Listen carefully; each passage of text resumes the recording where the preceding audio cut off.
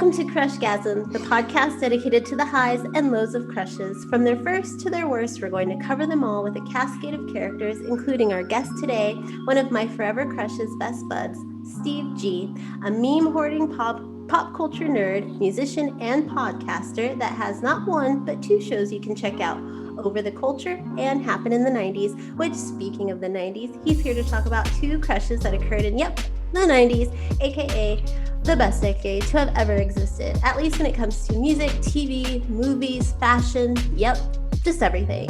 Steve, how are you? I'm great, and thanks for having me, Kendra. And everyone, this is the second time we're recording because I forgot to hit record. All right, Steve, take two. Talking about two crushes. So, many of the guys who've come to Crushgasm, their crushes kind of started in middle school and beyond, but you're here with a couple of crushes that you sort of liked around the second grade. Were these the first two girls you ever liked, or was there anyone else in Ohio kind of catching your eye?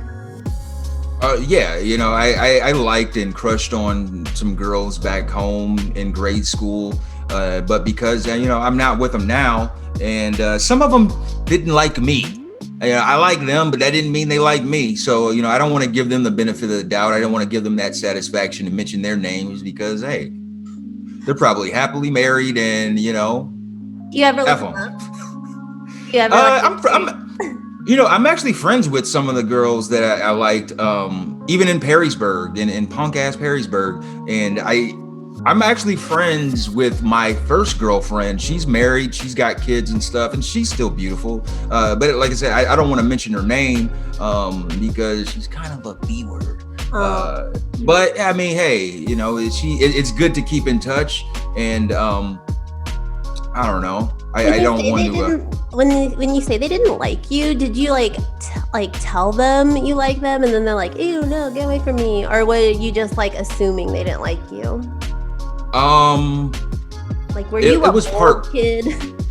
No, I totally wasn't. I was a shy, big-eared kid with spectacles and acne in my earlier childhood years. And that acne didn't go away until I want to say junior high school. And at that time, I was playing in sports, and I was I a class clown? Yeah. So that was always my defense mechanism. Like I was always around the cool kids. Like no matter if I was in grade school, middle school, or high school, I was always friends with the quote unquote cooler kids. And even if I didn't have the girlfriend that I wanted, I would be in close proximity with them. But just never worked in my favor for whatever reason. But I think that I did more assuming than being like, hey, I like you. I don't think a lot of boys kind of were that open, especially it's elementary school for sure. I think once they hit middle school, you can kind of tell which guys had the confidence and which ones were definitely going to not talk to a girl until maybe college. Yeah. Yeah. My first couple of girlfriends in grade school, they did the approach, actually. Really? Yeah, we had this skating rink in Toledo called Ohio Skate, and I don't think it's there anymore. I think it's been gone. And we went on a field trip in sixth grade. All of the sixth graders in the different classes, we went to Ohio Skate, and she approached me. And she wanted to hold hands with me and skate with me. And me being in my big glasses, just like, oh, okay. and she was considered like one of the hotter or one of the cuter girls in the school. And like all eyes were on me. And I was kind of looked at as like a envied kid in a way because I was on the basketball team. I won the spelling bee in sixth grade too, so I was winning. Wow. I was winning in sixth grade. Do you remember the word? Do you remember the word you won on? Man, I wish I did. I wish I did. But I do remember it was in front of the whole school because we had the preliminaries in the classes. And Mm-hmm. then when you were the best in your class, you would face the best ones in your grade. So when we had the final for the school, like the whole school was in front of us while we're doing this. And I remember wearing a Snoop Dogg doggy style a hockey jersey. That's how fly I was, Kendra. You were allowed to wear something that said doggy style to school? I totally was, yeah, because I Wow. don't think, yeah, I don't think it was known because it was the name of his debut album, and I Mhm. don't think it was publicly known as a sex position. At that time, it was '95. It might have been known, but I don't think it was as known as it is now in this internet era that we're in. I wonder But what they called it before his album then. There's like From Behind. Like, did Snoop Dogg make the position like known? I wonder. Now I'm like, look that that's up. a good question. That's a good question, man. Something to ponder out there. Huh. Your Yeah. our grandparents were like, just stick it from behind, you see? Then in the 90s, oh, you know what, dog? It's called doggy style now. Anyway, well, like, because I was, Matt will be like nerd, but I was a spelling bee. I was my class spelling bee champion. Then I went to district and I got out first round on tapioca. And I'll never forget it in 5th grade. Stupid tapioca. Did you use an E instead of I or something? I don't remember how I spelled it, but I had never eaten that kind of pudding. That pudding was not in our house, so I'd never seen the packaging. If it wasn't chocolate, Right. we didn't deal with it. So I was like, I don't know what this is. This is some white people thing. Like, I don't know. Well, my mom is Hispanic, so it's like, anyway. So we're gonna talk about Lisa Turtle and Ashley Banks. And first off, did your crush on Lisa blossom with Good Morning Miss Bliss, or was it later with the juggernaut that is Saved by the Bell? It was definitely Saved by the Bell, and I didn't discover Good Morning Miss Bliss until like the syndication hit TBS, because Saved by the Bell was played on TBS from early '90s all the way. I want to say Today. Probably. Oh, it's done now. And I remember like when it stopped. It was like in the 2010s, I want to say, when they stopped it, because it was a staple on TBS forever. They would play it in the morning and they would play it in the afternoon, and they would play those older. Like I was like, oh, I didn't even know there was a older series, because Ailey Mills was supposed to be the star. She was the focal point of Good Morning Miss Bliss. It was called Good Morning Miss Bliss, and Zach Morris and the different classmates, they were like, background characters. And as we all know now, it ended up becoming the Zach Morris show. I wonder whose idea it was to be like, yeah, the teacher should be the focus. Because when you watch it back, she's still not that interesting. It's like the kids are way more interesting than her. Exactly. At the time, she was the only known star. It was her and I think TK Carter, the brother that was in. He was in a lot of different stuff. But she was known from, back in the day, Parent Trap, and I want to say it was a Disney production. Like, I want to say they aired it on Disney back in the day, if I'm not mistaken. But I don't. Yeah, maybe like alongside like the Torkelsons and Flash Forward and all that. Maybe. Something like that. Yeah. Because I think I saw, that was the same with me. I definitely saw Good Morning Miss Bliss when it was like done. Like Saved by the Bell was my number one, and I would go back and be like, oh, they're cute. But this show's not as great, so you can see why. And even then though, like when I discovered the Good Morning Miss Bliss, like she was still a cute girl, because she had the ponytails that were like curly, and it was very 80s, like late 80s looking. She always had great hair, her and Ashley Banks. So did she and Ashley sort of steal your heart around the same time, or were you more Fresh Prince or Saved by the Bell? What came first? It was Fresh Prince first, because I think the world was anticipating this show. I think it was like a big deal when it first came out, because this was the first show that starred a rapper. Like no rapper had their own show. We already knew about Will Smith, and then when I saw her, I was like, oh my God, who is that? Like, and I mean, like I said before, I only watch shows as a kid in the 90s if they were black or if they had kids, because so that way I could relate to somebody on this show. And Ashley Banks, she seemed like the cool one at the time from season one.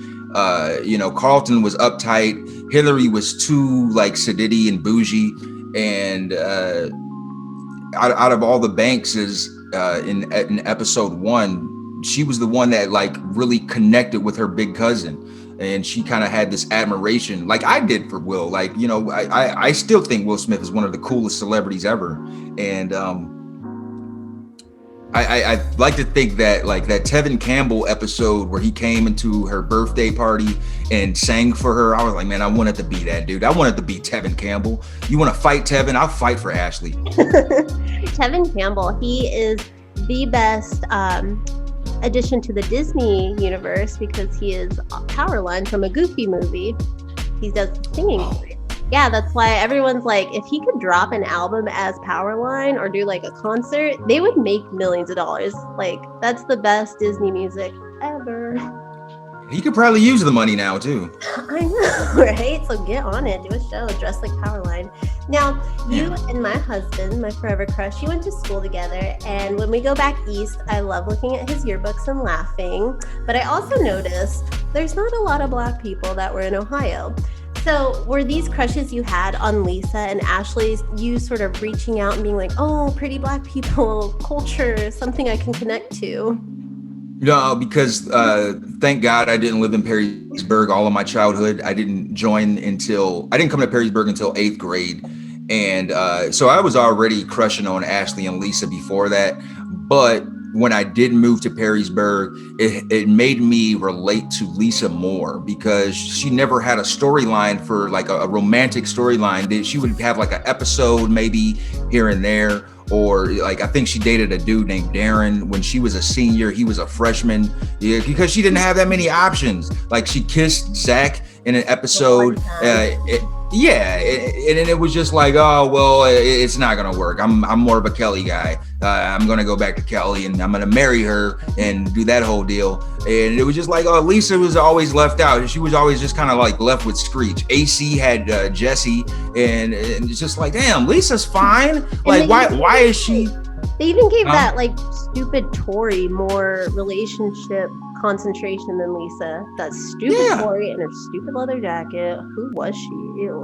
Can't stand that character. She was the Uncola. The Unkelly. It's like when you think about it, they gave her more respect than Lisa, and it's like Lisa was way cooler. Like you'd think back, like Lisa would have been getting so much attention. And like you said, they gave her like one boyfriend in however many seasons. And she was one of the few people from the original. Like it was her, Zach, and Screech. They were the few people that came over from Good Morning Miss Bliss. And this whole time, she was just like, oh, I'm just here. I'm the token friend. Hey, you guys are going on dates? You guys are kissing and making out? Okay, that's cool. Oh, I'll just be here dealing with my fashion.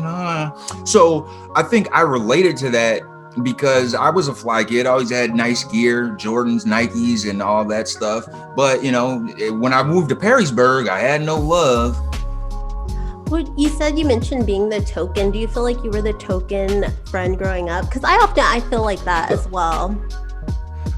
When I moved to Perrysburg, I totally was, because and I don't think that was by design. It's not like my friends were like, one only, one at a time. It wasn't like that. It was just shit. I was cool with who was cool with me, and unfortunately, I didn't have no brothers or sisters around to share in our adventures. Wasn't that a scene in Not Another Teen Movie when I think they're spoofing Can't Hardly Wait, and they go to the party and there's the two Black guys and it's like, hey, yep, we're already here. Exactly. It was kind of like that, but there wasn't really another Black guy to like be like that with, because for my grade, especially, I was class of '01. Me and Matt were, and there were some brothers that I was friends with in the class of 2000, some 2002, 2003. But for my grade, it was me and a guy named Kenny, who I really despised because he was like Was it like that movie where it's like, hey, I'm the black guy here? Or you just didn't like him? I didn't like him, and no, it totally wasn't, because I wanted to and have that. I wanted to have another brother, like another like black perspective in this Perrysburg scheme of things. But Kenny was just an asshole because yeah, he was an idiot. He was always in the short classes, and no offense to the people in the short classes, but he was an idiot, and he didn't try. And I just remember, I talked about this one happening in the 90s, our senior year. This fool asked me in the library what a verb was, and me being so naive, I was just like, well, it's an action verb, it's an action word that goes with the noun or something like that. I gave him the textbook version. Champion, so exactly. Let me tell you. And I didn't realize it until much later. Oh, he was trying to be the cool like street dude, and I'm supposed to be like the Carlton. Like he's asking me what a verb was. So like, fuck Kenny. I should have asked. Like I didn't listen to the episodes and nobody cusses. So I told. Oh, I lost you. Oh. I was telling Matt, man, I'm afraid to come over the show because I haven't heard anybody cuss, and like just they kind of spew out of my mouth sometimes when I go on rants. We're good, okay? I did, because you have an innocent. It has a very innocent tone, and the music is real like man. So I don't know if like my profanity would be a good backdrop to this. No, go ahead. Okay. Well, Kenny was an asshole. F him. Sorry, Kenny. But so think. That aside of them being like black girls that you can connect to, those two girls, Lisa and Ashley, no denying, they were really rich. They were the rich girls. And I mean, yeah, they were cute and everything, but was a piece of your crush, like you're kind of looking at them like, dang, if I was with them, I'd be rocking that baller lifestyle. Like I could live in Beverly Hills or wherever the hell Lisa lived, in California. Well, yeah, it was totally off physical attraction because I always thought they were cool and cute. But in reality, I probably couldn't be with the Lisa Turtle because of what you said, because she was so bougie. And I know the kind of person I am now, and I see this in Instagram, a lot of these like models and wannabe aspiring actresses and like all of the fake stuff with injections, and that's just not my life. That's not what I want to aspire. Like, that's not who I want to be with. And I'm not saying Lisa or Ashley were like that, but if I think you're cute and you got to be cool, I think that's more important. Yeah, you mentioned in our first one, their style. Kind of have to their have style. They have a strong sense of style. So I didn't want to do that to be like a Kevin Federline. I was like, oh man, she's going to be my key up. No. Like that's going to be my gateway into the better life. I just really thought they were hot, and I still think they are. I think that Tatiana Ali and Lark Voorhees, despite like her transgressions in later life, I think they're beautiful women. Because like you mentioned it, and I still can't say it. What's that word? Sedity. But another word for it, bougie. And not so much Ashley because she was more down to earth, but Lisa is definitely one of those black girls that falls into that character trope. Do you like bougie women, or are you kind of like? I like bougie women from a distance, and I can look at it and be like, oh man, they are really bad. Like Portia Williams, she's my current celebrity crush. I am in awe. Whenever she's on TV, I'm like, I'm gonna hear what you gotta say. And even I follow her on Instagram. I double tap that phone every time I see a picture with her doing anything. She could be sitting on the toilet. Oh, yep, that's Portia. All your Instagram likes are just Portia Williams. Man, some days, yeah. But I think that in reality, she lives that fast life and that, whole, designer clothes and the Rocky Bullwinkle eyelashes. I'm like, no, man, I that would get old real quick. But I can admire it from a distance. And the thing with Lisa, she was really bougie, but I knew she had an attitude, and she was like, if you're not on my level, I don't want to talk to you. But I'm like, girl, who else you gonna talk to? Because AC is slow, he's sold up, Zach is sold up, and all you got is Screech. So you gotta lower your standards, Lisa.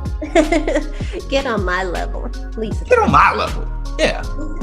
So if Lisa Turtle, if we were to put her up against some heavy hitters in this kind of bougie queen realm, how do you think she would stack up against A Different World's Whitley, Living Singles Regine, Girlfriends Tony, and Insecure's Molly? Because I think they're the best when it comes to the 80s, 90s, aughts, and today. When it comes to bougie characters. Man, I feel like she's the most innocent out of those, because Molly takes the cake. She's ice cold. That was callous what she did to Isa. I want to say she is the scar. She's the scar of that whole tier. And then I would say Tony, because Tony's pretty cutthroat too, in a way. She says some. I think she kind of redeemed herself towards the end. I think it was Tracy Ellis Ross's character who was kind of worse than Tony at the end of the series. Well, not the end, because Tony leaves before the series is over. Yeah. When I rewatched it, I was like, oh, Tony's kind of, but then Tracy Ellis Ross, like, I don't know, there was something when Tony got engaged or whatever, then Tracy's over here crying, or I don't know, it's just like, Tony needed her at her custody hearing, and then here comes Tracy Ellis Ross in like a new car, like, oh, sorry, I was just like caught up in buying my car. Like, what was that about? Yeah, she's Diana's kid. What would you expect? The original diva. But Joan, she's very neurotic, and she talked herself out of some really good situations. Mm-hmm. And I don't even think that was sedity or bougie. I think that was just like all owed up to her neuroticism. Yeah, I think she's too type A. Maybe that was it. Totally. But frustrating character to watch for me. Which one? Joan. And ironically, she's the star. She's the focus of the show. Like out of all of them, it's weird to say this, but Joan might be my favorite out of the girlfriends, because she was independent, and she had things going for herself. But I think they all had their own transgressions, man. And but Tony, she was originally my favorite, but I just can't do bougie. It's so ugly to me. I just don't understand how someone can look at just the external and totally neglect someone's internal. Like, screw your character. I don't care about your personality. Do you have this? And then like Tony was always that person. Like she would shit on a poor guy. She would like a 9-to-5, like regular schmegular dude that's trying to do right. Like, you're a scrub. And I don't like that. I don't like that. And I don't think that Ashley would be like that. I think, Tatiana Ali, she's just too wholesome. Like the actress herself is too wholesome. I don't think she could. No, like Ashley. No, but Lisa, I could see her dealing with the 9-to-5 guy. I mean, she dated a freshman when she was a senior because she wanted some loving, and she wasn't getting it throughout all 4 seasons. And even in Good Morning Miss Bliss, she was like, I'm sick of being the token. Like, I'm gonna go ahead and rob the cradle. I'm gonna date me a 14-year-old. So Ashley and Lisa, they're bougie to a point, just because of, I think, their family. But for these other women, you're kind of like, they're bougie in personality as well. Yeah, but that Molly takes the cake. Whew, man. I can't wait to see how things end in the final season. I'm nervous. I always get nervous when shows are going to enter and we know it's the end. I'm like, oh my God, anything can happen. They could do anything. They can kill this bitch. Like, I don't know. But it's good to know that we're going to get closure. Yeah. And what I hate when my shows don't get closure, Kendra. I think that was a big problem. I think for a lot of when I was watching, I watched Girlfriends and then Moesha, and none of them got that. It was kind of like, Mm. just like I was, especially Moesha. That ended with her Wait, little brother getting kidnapped, and right. Wait, what are you just, we made it through 6 of these seasons. I believe it was 6. And y'all just like, Miles is gone. Like, so he's just gone forever. he's dead. Like, I look, don't know. the remaining members, and I'm sure like you're a TV nerd like me, like you know about the Moesha curse, like all of those people that died, Yeah. Hakeem, Idel, you know, at least the core family structure is still alive. Hey, producers, get these people back together so that the fans of this show can get some closure. Like, is Miles dead? Is he under a Pregnancy rock? test. And the pregnancy test. They ended with a pregnancy test, and we don't know whose it was. They found I it did, in man. Vatican. So it could have been Moesha's, anyone that was in her apartment, her college. Like, I was like, what the? On top of Miles being kidnapped by like some gang or something. Like, it was a wild last episode. Yeah, like what is going on? And I think Dub C, the rapper, was he was one of the goons that came and like kidnapped him. But like, yeah, like that's I think I chalked that up to UPN, because wasn't Girlfriends a UPN series Yep. too? That's They're why, just like, like I was watching The Parkers. I started to watch that, and I didn't like it as much when they brought it to Netflix. So I don't know if that got an ending as well, or if they just, I don't know, Kim got kidnapped. Like, I don't know how these shows end. It's wild. because you see what UPN does with all the other black shows. They're like, they're the black shows. Let's just end it. More Gilmore Girls. Let's get back to Seventh Heaven. Oh, I love Seventh Heaven. I'm sorry, but I went UPN, in and out of it. You know, they just dropped the ball with these black shows. I think it was a kind of all black shows, because then you had Living Single, who then, I mean, it came first and then was overshadowed by Friends. And then at that last season, we didn't even see Regine. Like, I don't know where she went. That, like, I like to see all the characters in the final episode. I think it just Right. sums it up. I don't care if you're just in the background. It's just like, I don't know, when you watch a show for so long, these characters are someone you love, and then if they're not there, it's kind of like the goodbye was soured. So I think maybe it was just black shows in general. Yeah, because same thing with Smart Guy. They just ended it. Like, oh, all right. TV, why? So thank God Insecure will be getting a definite last season. We won't get, somebody pregnant. We don't know, whatever. Maybe Lawrence's child will get kidnapped in the end. We don't know. We don't know what's going to happen. Like, there's so many possibilities. So you're also a meme hoarder. We'll get back to the questions. Yeah. And I love your Instagram. It always makes me laugh. I'm always like, Matt, did you see this? That's our whole relationship, is just showing each other memes. So if you had to compare your love for Ashley and Lisa to a notable meme, which would it be and why? It would definitely be the distracted boyfriend that's walking with his girlfriend, but he sees another girl and he turns his head.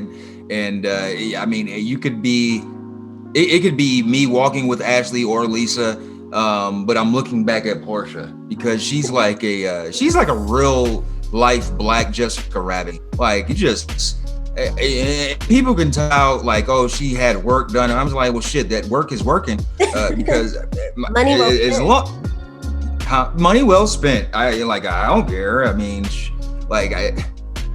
but in reality, I know that like I can never be with a Portia Williams, despite my daydreams, because like she's very like materialistic, and like you got to have a big bag to date somebody like that. You got to have a big bag to date a Lisa Turtle. But I feel like Ashley is the more subdued out of any of the classier or bougies, and I never really looked at Ashley as Sadiddy, because throughout that whole series she was really cool, except for the time when she went on her little singing spell, and she was starting to get a little egotistical, and she was firing Will. She fired her cousin as her manager, and she was just getting too big for her britches. So Portia Williams, she's from Real Housewives of Atlanta. I start during quarantine, you get desperate. You watch anything. I did start to watch Real Housewives of Atlanta, but I didn't get to her season. I don't know where she comes on because they're like, I don't know how many seasons it had. I was on 13. 13. Okay, I was on one. I was obsessed with that white woman trying to sing. I think her name's Kim something. Amazing. That is like, she really thought she had it. She's like, who's her friend? Who's the Nene? Nene, yeah. Oh, and she's like, she's like, I'm gonna be like, she makes fun of that girl. I was like, okay, I gotta get back to it. Do you know when Portia comes in? Portia comes in season 5. Isn't it a shame? It's kind of a shame how much I know about this reality show. When it first came out, I was like, why are people watching this? Like, they're nobodies. They're like, what do they do? They're rich. Their husbands are rich, and it's like, what's the opening scene? Oh, they're baking cookies and baking cakes. Like, plan an event that looks like no one's gonna come to. It's this, or some fashion. They all have these really weird pipe dreams that their husbands or exes just fund. I'm like, I hated the one woman who made jewelry with her and her husband. I don't know what sport he played, but she was like a jewelry person. She's kind of like iffy. Like, they kind of didn't use her a lot. They probably replaced her with Portia because she's more interesting. I can't remember her name. She kind of. You might be. She was boring. Yeah, she was boring. Her and that woman who didn't even have a husband. She was a divorcee trying to do fashion. I didn't like her either. I just like Nene and that white woman because they just brought so much drama. They did, and Nene was my favorite, but over the years she kind of showed her ass, and in an ugly way, and she started to lose less. She started to become less favorable, but I call that show Portia TV because when I first discovered her on Dish Nation, I was like, oh my God, who is that? I need to get more of her on my TV screen. And at the time I was on probation for a DUI. And in Texas, they really make you pay for it. But I had nothing but time. I couldn't go out. I couldn't drink. I couldn't smoke. So I was like, all right, this show is available on Hulu. I got nothing but time. So let me just watch this from episode 1. And she didn't come in until season 5. But I didn't know that, like, at the time she was married to Cordell Stewart. He was a famous quarterback for a while. He was a quarterback for the Steelers, Matt's team. And, he treated her like dog shit. I don't know if you ever seen those episodes when she first came in, but he's much older than her. And she was kind of she was very subordinate and, very docile. And she just really wanted to be a good wife for her husband. And he treated her, he talked to her like a slave. And it's been rumored that the man is actually gay. He actually likes men. And like, for the fact that you have this wife who's just gorgeous naturally, even without the work, I always thought she was beautiful, and you're just treating her the way you are, man. Like, do you even like women, bro?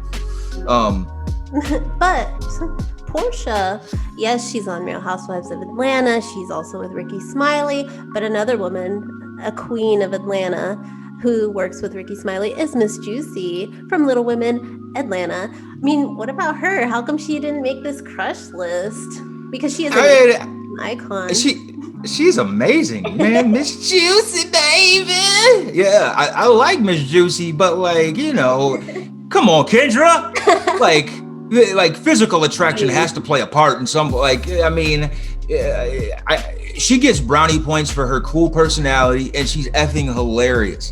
But at the same time, we're talking about Tatiana Ali, Lark Voorhees, and Portia Williams.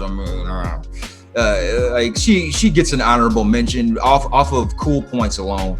If I saw Miss Juicy down here in Atlanta, I would definitely try to approach her and ask for a picture because I am a fan. I follow her just like you guys do on the different social medias. But as far as me crushing on her like that, come on now. In Atlanta, was she someone you knew before you moved to Atlanta, or is she like an Atlanta icon? Because in LA we had a couple. There's the woman who I don't remember her name, but I think Emmy Rossum is going to play her in a movie and it looks bad. But anyway, she dresses in all pink and she's always around town. You see her all the time. She's a pink Corvette, and she's always in pink apparel.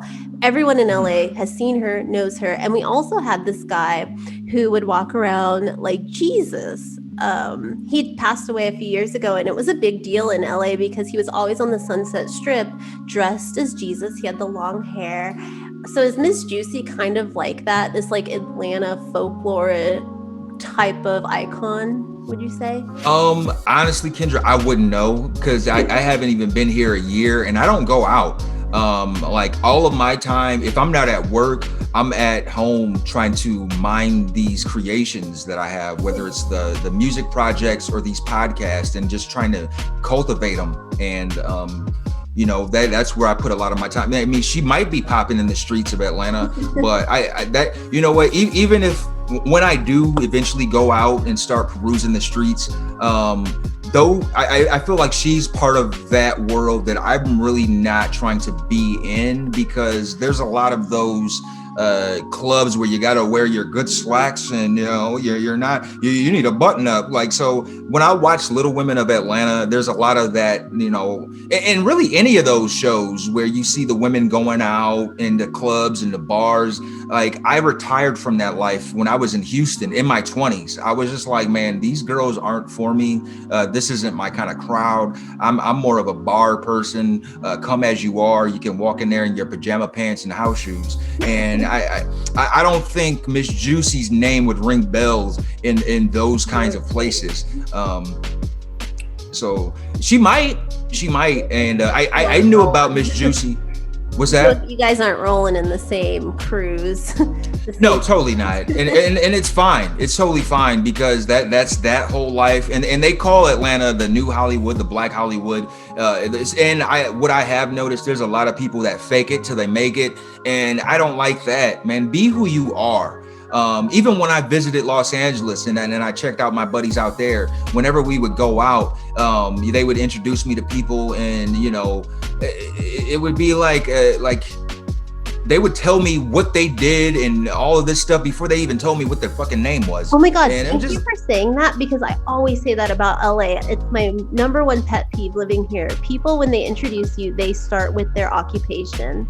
And it's like, I had this one, and he's like, I work in the music industry. I hate when people say that. If you attach industry to your introduction to me, I'm like, oh. I'm like, oh. Exactly. And I don't want to completely shit on Miss Juicy, but like, from me watching that show, I feel like there's a lot of that. Even with those other Little Women, like there's a lot of like, oh yeah, I'm an actress, I'm a this and I'm a that. Well, all right, let me look at IMDb then. Miss Actress, aspiring songstress. You know what I mean? And that stuff gets right cheek. I don't think. yeah, that stuff gets old real quick. So that's a world that I never want to be a part of.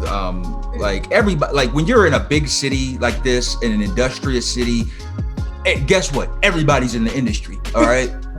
Like, okay, you're this, you're the assistant of this person. Okay, great. Hi, my name is Steve. I know. Start with your name. I don't need to know like, oh yes, I work for Sony Pictures and like, okay, what is that? Because I'm from a small town, and that does not matter to me. Like, I'm trying to see are you a good person? Like, I don't care what you do. You can work at Food for Less, or you can work for Netflix. I'm gonna treat you the same. You know. I don't care what character you played in some picture. Like, what is your character? For sure. That's more important. Well, back to Lisa and Ashley. These are two crushes that you say are lifelong.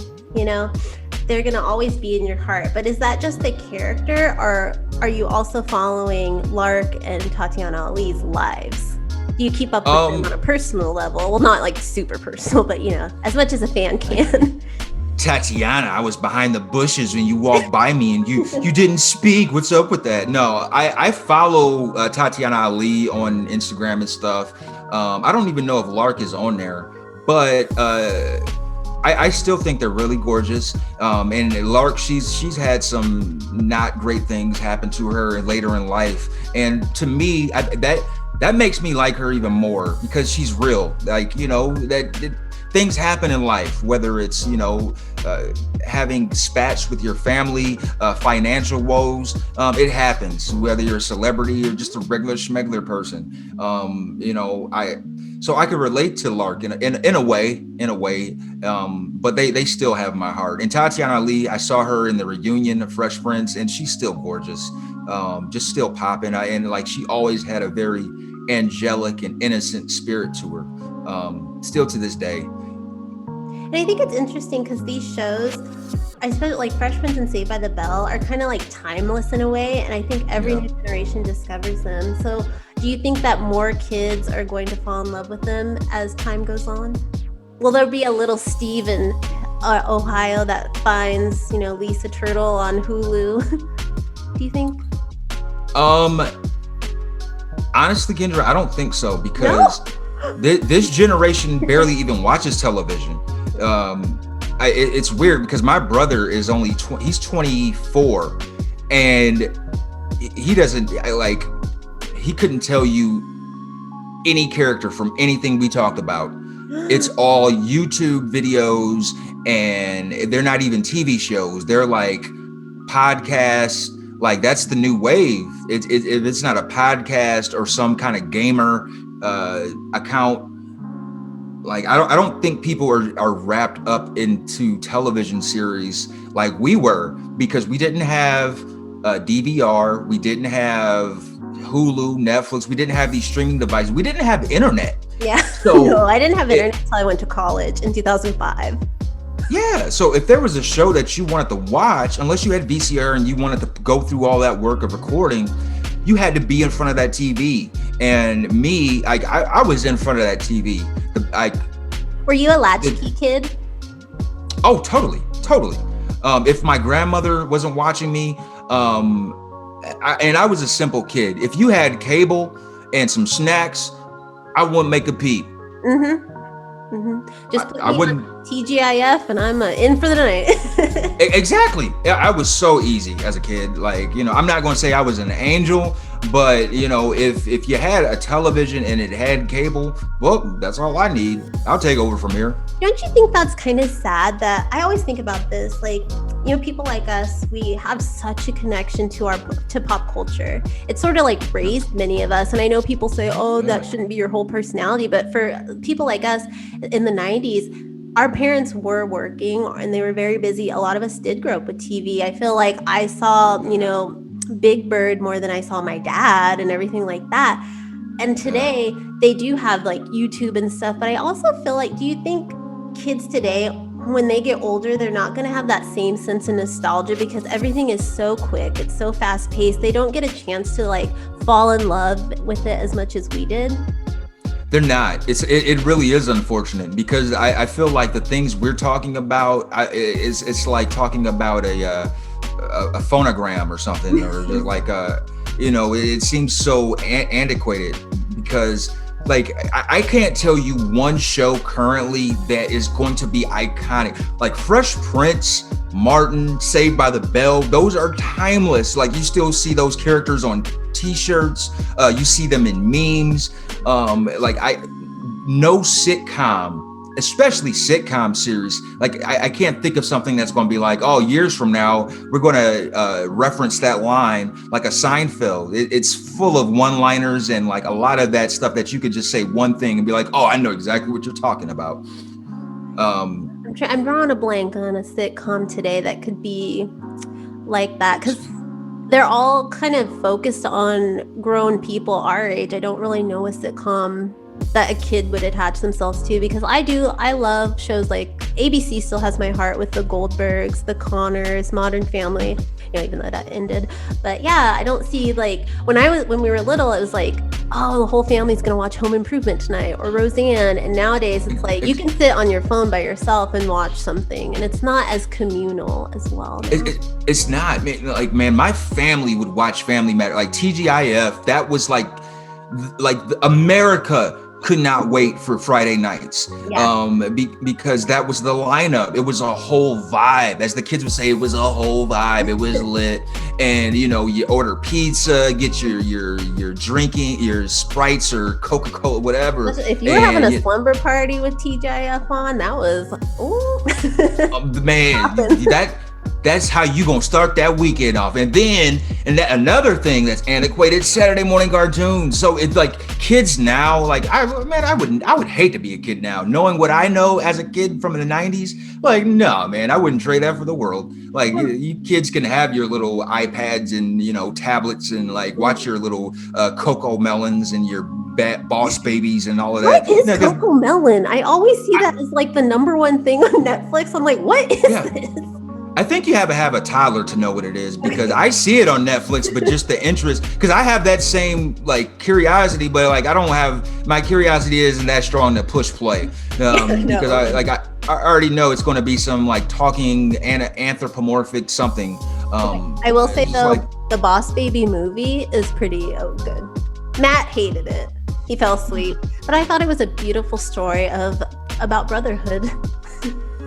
I love it. But is it timeless? Timeless? I mean, it's marketable. They're going to make another movie and they have a series that's gone on well, but will kids remember it in 10, 20 years? Only time will tell. I don't know. Because especially animation today kind of all looks the same.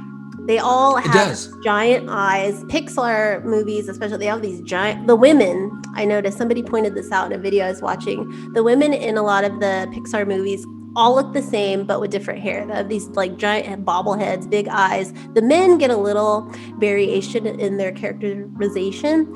And back in the day, Disney movies they were art. Think of like the scene in Beauty and the Beast when, they played the song. It's crazy now. They don't have anything that really sticks out. Nothing resonates. Even with Ariel. Under the Sea and all of that, like that stuff is timeless. And R.I.P. Sebastian, the voice of Sebastian just passed away this week. Oh man, R.I.P. I didn't know that. But also, like you mentioned Pixar, the women are curvy. Like they all look like the mom like Portia. Impossibles. Yeah, all the women are built like Portia. Like they got breasts, they got ass, they got like dang. Like how these kids going? The influence of the Kardashian clan right there. I should use Kardashian. That like I love you, Portia. I don't want to put that on you. But all of that. Yep. From the animation to the TV, nothing as classic as the 90s because they are still going and they're still influencing. You can see it in everything. I mean, like Martin. Did you ever watch Marlon Wayne's show, his sitcom? I watched some episodes. I was planning on. Very influenced by Martin. I loved it. You should finish it. I definitely am, because it's on Netflix, right? Mm-hmm. It only got 2 seasons. I think it should have really gotten more. Him and his wife's friend, very Pam Martin relationship, hilarious. You should also check out The Upshaws on Netflix. Just dropped. With Mike Epps. Yeah, I'm definitely going to check that out. It's good. It's totally sitcom, but they get to cuss. So it's like, you're kind of like, if you're like used to 90s sitcoms, you're kind of like, ha ha ha. And then they say like, fuck. And you're like, you're like, oh my God. It's kind of like, it'd be like Mrs. Winslow saying, get your ass out of here. You'd be like, Anyway. So we're towards the end of our crush portion of the interview. And I have to ask the inevitable. If you could be with one of your 90s crushes, Lisa or Ashley, which would it be? And what kind of life do you think you would have with your pick? I think me and Ashley Banks would be living out in Cali, because she got some bread, her family got some bread. I would be working, and she would be good, because she wouldn't be all materialistic like some of the others we mentioned. She would like me for me. She thinks I make her laugh and stuff, and I'd be going to work, and we'd be just living somewhere out in Cali. Are you picking Ashley just to get to Will Smith? Partially. You're like, if I get with her, I'm gonna get with the Men in Black, and I'm gonna be I'm gonna be getting jiggy with it. Hey, when's your cousin's next party? Be up in that mansion. Well, they move at the end, don't they? Yeah, but there's I a like show. think, There's a black show that got an ending. Fresh Prince. Totally. They're gonna screw him over. Nah, man. Like that, without that show, and this goes back to us like programming and scheduling our lives around television. Like, without Fresh Prince, what would my life be like on a Monday? Like, there would be, I would just wait an hour to watch wrestling because WWF was always a thing in the 90s on Mondays. It's like, dang, if it wasn't for that, like, I wouldn't be watching Blossom. Blossom had a huge, most of their viewership was because of Fresh Prince, I feel, because Fresh Prince was the lead in. So, yeah. Would you still be podcasting if you were with Ashley? Do you think you'd still gotten into that? She wouldn't allow me. What? I don't think she would allow me because I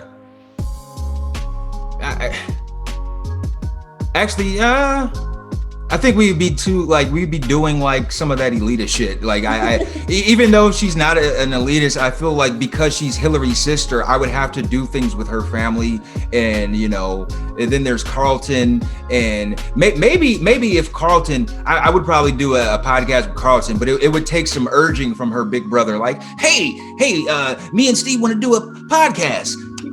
Come on, sis. Then she'd be like, okay. But otherwise, you guys would probably, definitely be doing that elitist stuff, getting into the same clubs as Miss Juicy, being her best friend. Then maybe you'd meet Portia at one of those, and hey, it all worked out. And then I'd be like the guy, like, hey, okay, Ashley, who was that? Huh? So that aside, what sparked your interest in starting podcasts? What made you? Well, Kendra, for years, I would joke with people about like, hey, if you're ever on Who Wants to Be a Millionaire, I'm that friend you call for that trivial knowledge of things, because I have no use for this useless knowledge. And I always call myself a person with like just full of useless knowledge of old shows and stuff that, I grew up watching. And I have a lot of ideas and thoughts that, I wanted to see like who I could connect with. And the beauty of podcasts is when you put it out and release it to the internet, it's available for any and everyone. So I get a sense of joy when someone comments or someone like gives me feedback who I didn't even expect them to listen to my show. And like, oh man, you thought that way too? Oh, like, man, I've always said that. I've always thought that about this person. I never liked Hillary Bank or something, like, and also the podcast, it gives you an outlet for all this useless information. It's a saving grace. It's like, oh, okay, I can do something with all of this stuff. I can actually make an episode about, I actually had an episode about all of Will Smith's girlfriends. And there were a lot, and I like that kind of stuff where I'm not just a nerd of TV, I'm a nerd of pop culture, and really just an overall nerd. But I think that I thought that was really interesting how so many of these like poppin' actresses from the 90s, black actresses, came through that show. And like it's little stuff like that I found interesting, and I wanted to connect with other television or pop culture nerds, or just people who are really in all about that stuff. So, I totally understand where you're coming from. Like, does it bother you? Like, Matt listens to a lot of like comedians podcasts, and it irks me to my core when they mention a movie or a TV show and they're like, they say the wrong actor or character, and it's like, it's like, maybe not, it's like, maybe because not everyone's like us where we just know pop culture. Does that bother you when you listen and you're like, that's not right? No. It totally bothers me, and I make that mistake on our show on Happened with the 90s, and like I will like reference it like maybe an episode or 2 episodes later, and I want to address it just in case a fellow pop culture nerd like myself sees that and be like, no. And Now that you said that, I talked about the Red Fox show, The Royals, and Della Reese was on that show. But when we talked about it on the show, I said Delta Burke because we were already talking about designing women, and like I want to address that now. So if you listen to that episode of Happening with the 90s, and if you're listening to this episode of Crushgasm, Delta Burke is not Della Reese. It was Della Reese on the Royal Family from the famous Harlem Nights. I had to get that off my chest. So yes, it does bother me a lot. It irks me because it's like, man, you just said the wrong name and you just went ahead like it wasn't a thing. I know, like a couple weeks ago, my best friend, okay, she's like a smart lawyer, works for the government, and she posted a thing about her, like this friend of hers, that if they went to camp, they could like rip a picture like in The Parent Trap with Lindsay Lohan. And she mentioned it, but she said it was the Olsen twins. And I was like, oh, I had to tell, I was like, that was It Takes Two. And they didn't go to summer camp. Mary Kate was an orphan. And Christy, like I went off to her about it. And she's like, oh, I said, what? And I'm like, no, please get your references right. Even though it's like, so that's kind of me, where it's like you, like call me for anything pop culture if you're ever into trivia, but don't call me for geography or anything else, because my mind does not know any of that. Yeah, all that stuff I learned in Perrysburg, I try to forget that. You know, like as soon as the school year, last day of school, I was like, bye information. Exactly. How much? It's like, I don't know how to do algebra, but let me tell you about the breakdown of Roseanne. You know, like that's what matters to me, and the TGIF lineup. And I always had this thing too. There was a segment that I used to do consistently on Over the Culture called Across the Lines, where I would take one figure of pop culture and I would try to transform them into another figure of pop culture. And then eventually I started running out of people. It's like, oh, I talked about all the people. Like, for example, my very first episode was Michael Jordan and Hulk Hogan, because I felt like they are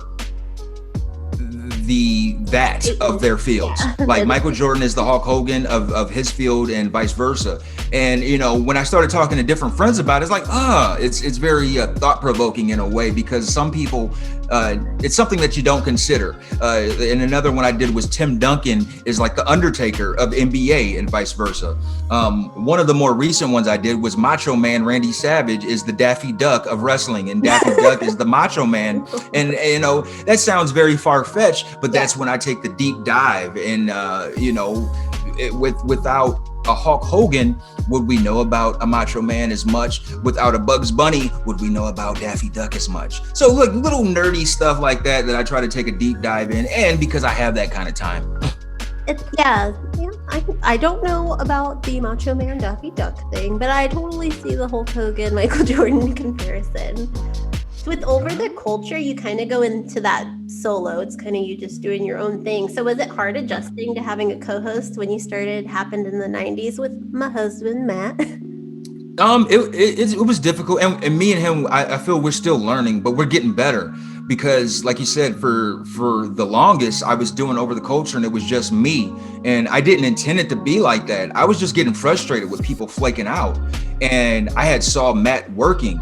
He was actually putting in the work, and he was doing it. And I was just like, and me and him were already conversing like, hey, like it was more along the lines of like cross promotion. Like, how can we like have our two shows meet? And, you know, like I'll have you on my show, you have, you know, and vice versa. And it just got to the more we were talking, I was just like, F it, bro.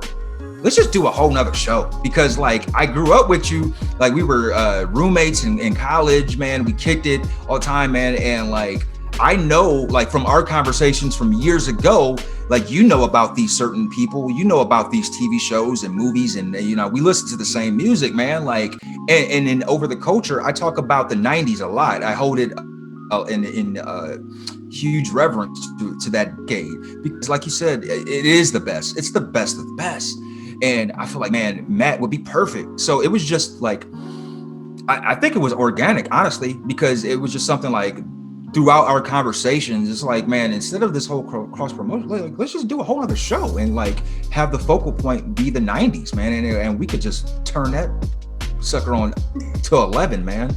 But It was difficult at first because you're sharing screen time, you're sharing time with another person. So I want to give him his time to speak, and I don't want to over talk. And still, we find ourselves getting caught up in like over talking, but I feel like we've gotten better with that for sure. Yeah, because I love the format of the show because every week you guys talk about a couple of shows that dropped on that exact date, which I think is really it's an interesting way to go about it. But you also cover movies and albums. But with the summer coming up, what can we expect from you guys? Because there's not a lot of shows that drop in the summer months. Well, yeah, I warned him months ago that we would run into this problem because it didn't occur to me when we first started doing it, and then over time it's like, oh crap, I forgot they end their seasons in summertime. But doing my due diligence and try to be proactive about it, I try to look for things that did happen because during the 90s, it was the summer is a blockbuster season for a lot of like great movies that came out. So it's like, okay, that's our saving grace. Then there was wrestling. Wrestling is 365 all year. They don't have a season off season. So, we could always resort to the Monday Night Wars. There's always that. And then there's also Nickelodeon. I was talking to our buddy Jordan, and he reminded me like, man, Nickelodeon, they would have like a whole like rollout for summer for the kids because it was catered to kids, always was. So it's like, oh dang, okay, so Salute Your Shorts, Hey Dude, stuff like that. So we're finding ways to stay afloat throughout the summer. But man, when fall hits, whoo, that's. Did fall, because you love TV, was fall like your Christmas? It was for me. I would get so excited about premiere dates. I'd write them in my calendar. I was like, it is time. I was like a nerd. So I love school and I love TV. So for me, summer vacation was sort of hell because there wasn't a lot of TV on. And I was like bored at home because I didn't have school. So I actually hated summer vacation. I'm maybe one of the few kids that did. Yeah, that's the first time I heard that because I was the typical kid. A fat kid that I didn't like going outside and running around. I was like, ew. Oh, you were fat? Mm-hmm. Oh. I was the secretary of my fat kids club in middle school that me and my other fat girlfriends started. And we would just have slumber parties and where we just all brought a different food. And then we would eat, we'd watch TV, and we would rank the boys in our middle school class all the time. And we call ourselves the Fat Kids Club. I was secretary because I love taking notes. You guys called yourself that? Yeah, we were. And like the skinny girls in class, they were like, why can't we come? And we're like, because you're not fat. That sounds like the premise of a really funny show. I was like, man, I should write that. I always have these ideas for shows, but like I'm a blogger. I'm like really fast at things. I'm not like long form writer, so I'm trying to learn.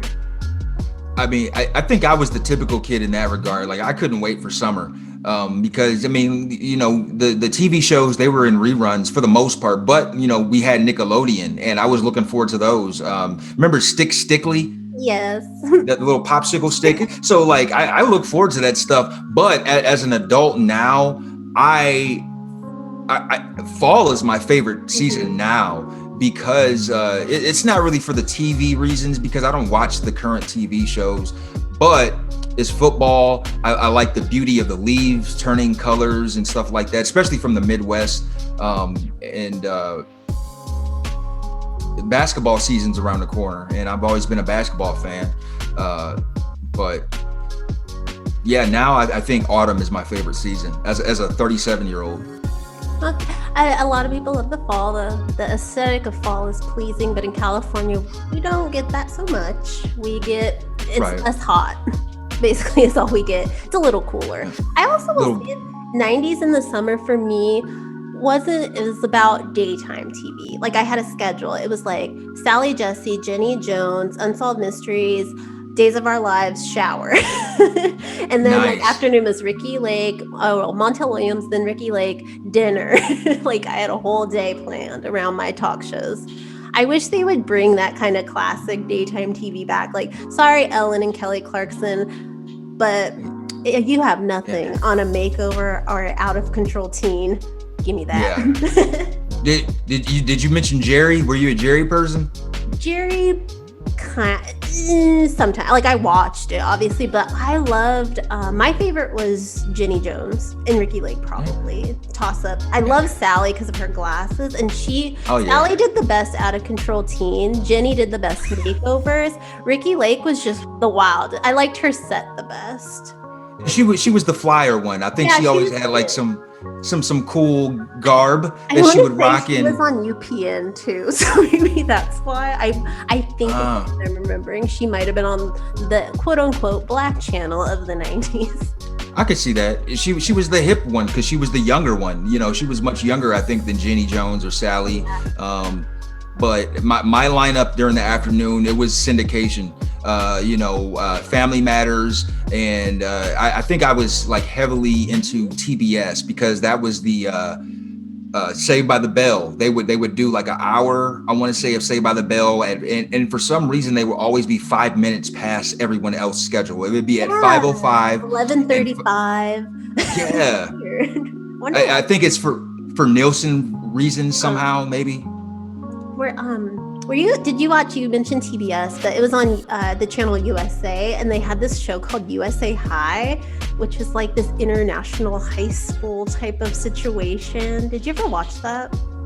I'm not familiar with that one, no. They had this beautiful white man named Christian, and he dated a black girl, so I'm always going to remember that for me. It was on USA. Yes. But in middle school, the kids in ASB, who I hated, I despised school government and school spirit.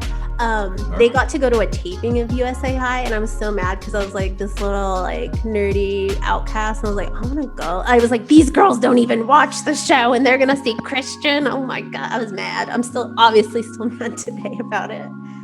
So you mentioned the wrestling. You guys talk a lot about wrestling, and I know that content does really well because WWE is kind of something that will never go away. It's as timeless as Lisa Turtle and Ashley Banks. But if you and Matt could go up against any tag team, who would it be? Who do you think you guys would fare well against? And let's like take like the athleticism kind of. Well, the fact that we're like not 6'6", like 300-pound guys. Man, I would like to fight the New Age Outlaws. Because, I'm a fan of New Age Outlaws, but I think me and Matt were cooler. And it's like, hey, let's fight for the who's the coolest tag team? The G's. Would you guys be the G's? You guys both have last names with G. The real MF and G's. Word to Eazy-E. That was an Eazy-E song. Real motherfucking G's. So yeah. Gonna be really excited when he edits this, and he's gonna be like, he's gonna want to be like, I'm gonna get a shirt made with that, and he's probably gonna like Photoshop your guys' faces on some wrestlers. You know what Matt does. Oh yeah, man, them Photoshop skills are on par. They're so funny. I love those posters. Me too. So lastly, I just want to know why we didn't spend our time together talking about your love of one of the wrestling greats, Sensational Sherry. Because it's an over-exaggeration. I just wanted to check Matt on the fact that she was not hideous. I think she was a beautiful woman. And I have crushes. Initially, you asked me if I had a wrestling crush. There was a wrestling crush named Francine. She was the ECW's Miss Elizabeth.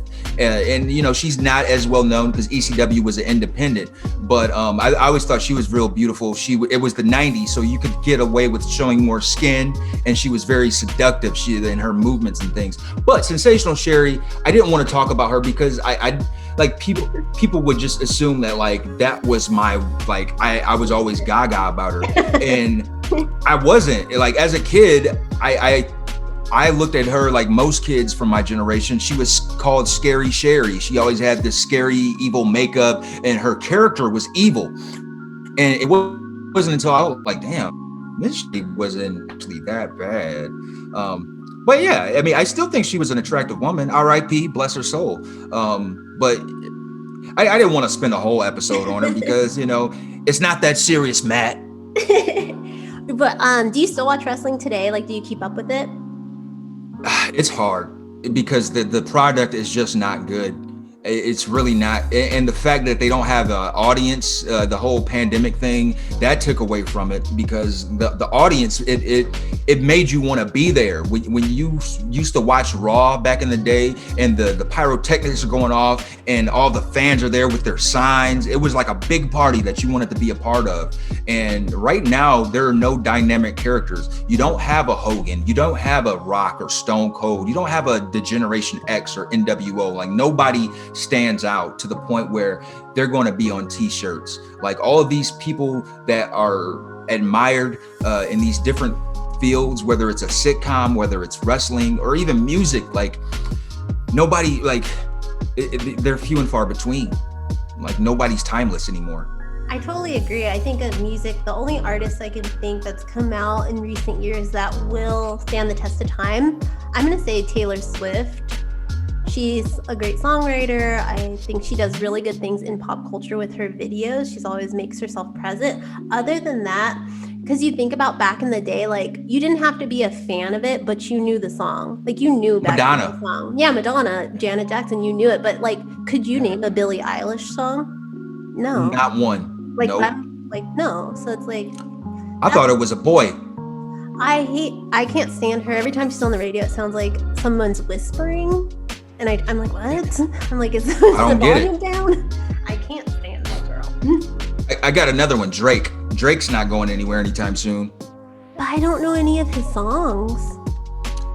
I mean, you can't escape Drake at this point. I'm sure you've heard some, like, and if you listen to it, be like, oh yeah, I've heard that before. For me, Drake's always going to be Jimmy from Degrassi, so. Right. Always and forever. Like, he was on Jimmy Kimmel when I think it was maybe my senior year of college, and I'm such a big Degrassi fan. I went and they cut the line. I was about 2 people from getting in. There's so many people there for him. But I went to Jimmy Kimmel so much, the security loved me, and the security let me in the side, so I got to see him perform. I was like, yay. Nice. And then I waited in the alley to try to meet him, and everyone was like, there was obviously Drake fans, but there were Degrassi fans. So everyone was like, if he comes over, do we call him Drake, Jimmy, Aubrey? Like, what do we call him? And he didn't come over, so we never got to know what we could have called him. Yeah, you had to fight to get to him, probably. The alley in back of Jimmy Kimmel, it used to be wild. It was crazy because you have paparazzi, you have the people who just want to get the autographs to sell them. And those people, I think they're worse than the people that take the pictures. The autograph people, it's because, like, that is their life. This is all they do. And they have little gangs and cliques. And because I would go back there so much, I got to know them. And there was one that we called them La Familia. Everybody did, because it was a mom and dad and their 2 little boys, and they would use the kids as kind of bait, because, like, if you're a celebrity, of course you're going to give the kid an autograph. And I'm just thinking, like, wow, those kids have to be so old today, because this was back when I was in college. I'm like, I wonder if they're still doing it, you know? Yeah. But yeah, if anybody comes here, you want to meet a celebrity, go to Hollywood and Highland. Jimmy Kimmel Films right there. Just go to that back alley and wait. Hey, let me know when he has Portia or Tatiana Ali on. Well, now, because it's stupid pandemic, like, I don't know what they're doing over there. But when things normalize, you could just look at the schedule, see when they're going to be there. That's what me and my friends would do all the time. And I've met so many people, but I didn't like pictures when I went. So I would ask them to take a picture with this little toy robot I had since high school. So if you look on my Facebook, there's some pictures of those. Okay. It's like a weird thing I did for a long time, but I have some really cool pictures. I have Johnny Knoxville. It was right when he had like one of his big accidents, and he had a catheter. And I was like, oh, will you take a picture with my robot? And he's like, you want to take it with my pee bag? So he like lifted his like pant leg and like posed with it. It was really funny. Probably one of my favorite pictures I have. I have a picture with Ozzy and Sharon. Like, nice. But I met them at a Petco. Wow. Yeah. We were waiting in line for a concert at the Troubadour, and somebody was like, Ozzy and Sharon are at the pet shop across the street. So me and my friends all ran over.